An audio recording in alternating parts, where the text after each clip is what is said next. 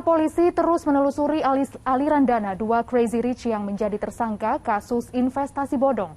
Sejauh ini, polisi sudah menyita aset senilai hampir 50 miliar rupiah dan memblokir rekening berisi saldo lebih dari 500 miliar rupiah. Sebenarnya bagaimana cara mereka mengumpulkan pundi-pundi kekayaan? Simak Kopi Pagi, komentar pilihan Liputan 6 Pagi pekan ini bersama Ilham Ardiansyah dan juru kamera Herman Prasetyo. Dunia terbalik Crazy Rich.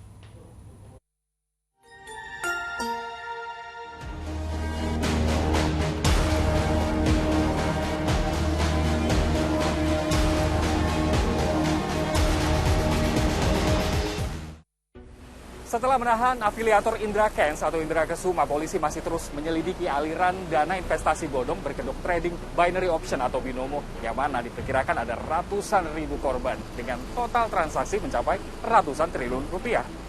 Lalu sebetulnya investasi berbau judi seperti apa yang dijalankan oleh para afiliator ini dan bagaimana cara mereka bisa merayu ratusan ribu orang untuk ikut investasi yang berujung rugi? Bersama saya Ilham Ardiansyah, inilah Kopi Pagi, komentar pilihan Liputan 6 Pagi. Sejumlah personel Bareskrim Mabes Polri langsung bergerak cepat begitu kasus penipuan berkedok trading binary option binomo terkuak. Mereka mendatangi dan menyegel salah satu rumah Indra Kesuma alias Indra Kents yang terletak di Kompleks Cemara Asri, Kecamatan Percut, Seituan, Deli Serdang, Sumatera Utara. Sebelumnya, polisi sudah terlebih dulu menahan dan menetapkan Indra yang dijuluki Crazy Rich asal Medan sebagai tersangka dalam kasus tersebut. Tidak hanya rumah sendiri harta Indra, salah satunya mobil listrik seharga 1,5 miliar rupiah yang dibeli Indra secara iseng jam 3 dini hari saat dirinya sedang tidak bisa tidur. Mabes Polri mencatat nilai aset Indra yang sudah disita sekitar 43,5 miliar rupiah. Sedangkan sisanya 57,2 miliar rupiah akan menyusul. Akan dilakukan juga tracing terhadap aset milik tersangka dan juga tracing aliran dana yang mengalir dari rekening tersangka ataupun menuju rekening tersangka yang terkait dengan tindak pidana ini. Lalu, dari mana Indra memiliki aset sebegitu banyak di saat usianya yang baru 26 tahun? Polisi menduga peran Indra sebagai afiliator dalam trading binary option binomo menjadi jawabannya. Di akun media sosialnya, Indra terus memperkenalkan binomo yang disebutnya sebagai investasi ringan berkeuntungan besar. Cara mendaftarnya pun dibuat cukup mudah. Setiap nasabah hanya cukup mendaftar lewat email, kemudian menyetor deposit dengan jumlah minimal Rp140.000 dan maksimal Rp140 juta. Dengan modal ini, setiap nasabah atau trader kemudian diminta menebak pergerakan grafik naik turun saham dan mata uang. Jika tebakannya benar, nasabah bisa meraup keuntungan hingga 70% dari uang yang mereka setor. Namun jika salah menebak, uang mereka langsung menguap seluruhnya. Semula, Indra membantah jika trading binary option yang dipromosikan merupakan penipuan. Kalau emang ini penipuan, dari dulu gua udah pasti diadili. Oke guys, jangan disama-samakan trading binary option dengan suntik modal. Suntik modal udah jelas lu titip dana. Di sini tidak, lu deposit sendiri uang lu. Akun real itu adalah dari duit lu sendiri, dan ketika lu profit, ya lu nikmati sendiri. Ketika lu loss, ya itu menjadi resiko lu sendiri karena tangan lu yang ngeklik, bukan tangan gua, guys.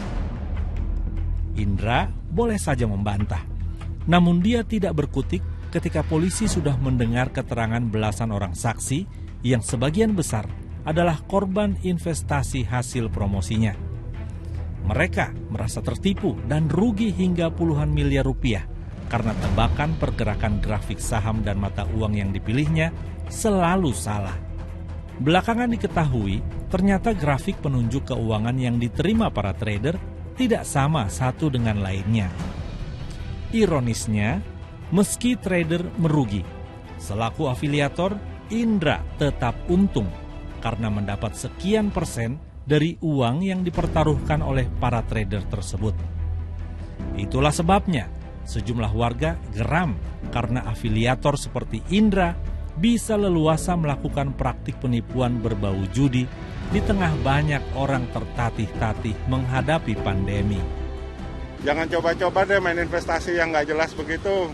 Jadi saya sendiri berapa kali tawarin tidak tertarik. Kenapa tuh? Ya karena itu buat saya bukan investasi yang real. Jadi bukan juga bermain di blockchain, karena saya bermain di blockchain. Jadi kayak begitu dan orangnya juga tidak percaya, backgroundnya juga nggak jelas, jangan diikutin gitu. Mungkin karena tergiur dari orang-orang sekitar, karena kehidupan mewah orang-orang sekitar. Kedua mungkin karena pandemi juga kan, sekarang kan lagi susah-susah uang, jadi kayak orang-orang yang mungkin bisa cara instannya kayak gitu. Globalisasi ini semua tuh orang jadi ingin belajar tentang investasi dan sebagainya, terutama karena mereka melihat adanya peluang yang bagus dari Binomo, mereka akhirnya memutuskan untuk coba join investasi di Binomo. Tetapi kan Binomo itu belum termasuk legal kan ya di sini ya. Mereka tuh hanya untuk karena kepancing orang-orang aja jadi pengen ikut investasi, padahal itu tuh sebenarnya tidak aman gitu. Itu kan jadi jatuhnya sangat merugikan orang lain, ya mungkin orang jadi makin terjerumus karena dia makin pamer itu, orang tuh makin kayak wah ini uangnya dapat banyak kayak gitu, cepat dapat uang banyak. Bukan hanya Indra Kents, polisi juga menetapkan tersangka seorang crazy rich dari Bandung, Doni Salmanan, dalam kasus yang hampir mirip, investasi bodong dan juga tindak pidana pencucian uang. Tapi selain itu, ada beberapa kesamaan lainnya. Mereka sama-sama masih muda, sama-sama kaya raya, dan aktif di media sosial sebagai influencer, mengajak orang-orang untuk berinvestasi.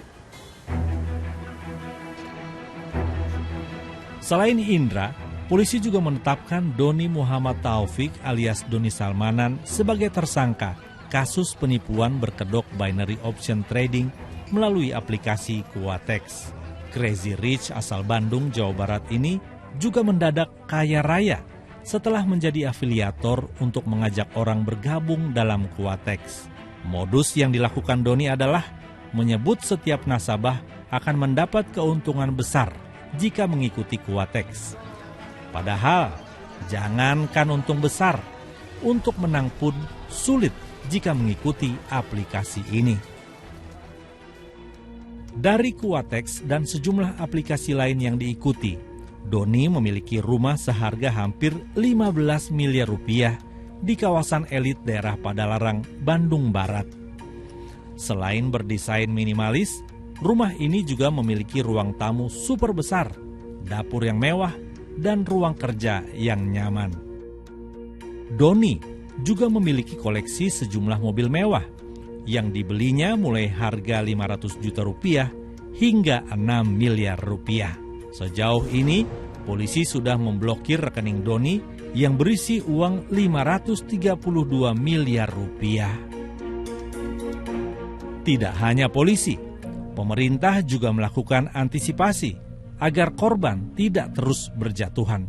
Salah satunya adalah dengan memblokir 1.222 situs perdagangan berjangka komoditas, di mana 192 diantaranya adalah situs binary option seperti Binomo, IQ Option, Olim Trade, Quatex, dan platform lainnya.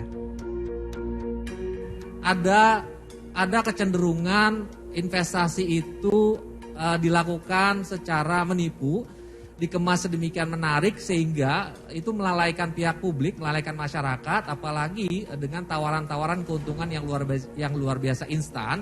Tapi sekali lagi di balik tawaran yang luar biasa instan, di balik kemudahan proses, di balik semua pancingan narasi-narasi pamer-pamer harta kekayaan itu, di balik itu adalah ada semakin kuat unsur penipuan. Dengan maraknya judi berkedok investasi, masyarakat diimbau untuk tidak tergoda iming-iming janji keuntungan jumbo secara instan. Apalagi sebagian besar aplikasi yang ditawarkan ternyata tidak mengantongi izin resmi untuk beroperasi. Belajar yang benar, pelajari investasi, background-nya apa, yang diinvestasikan kemana.